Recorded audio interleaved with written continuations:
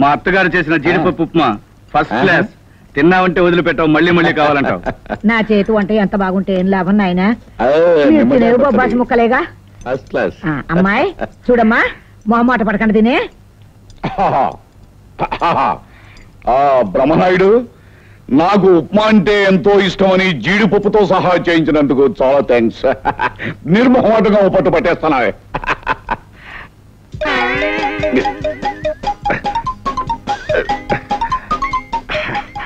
ఎలా ఉంది ఉప్మా?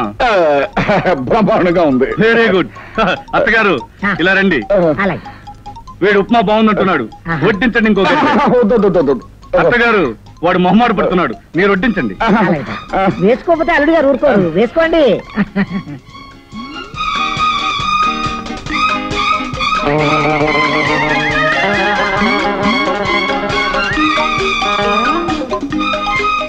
ఏం రాదా, ఎలా ఉంది ఉప్మా? చాలా బాగుందండి. అందరూ బాగుందంటున్నారు. అత్తగారు, అంత బాగుంటే మేము తింటాం, మాకు వడ్డించండి. అలాగే బాబు. నీకెందుకన్నయ్య, ఆయిల్ ఎక్కువగా ఉంది, నీ ఆరోగ్యానికి మంచిది కాదు. It's all right. చెంచాడు ఉప్మా మమ్మల్ని ఏం చేస్తుంది, మీరు కానివ్వండి.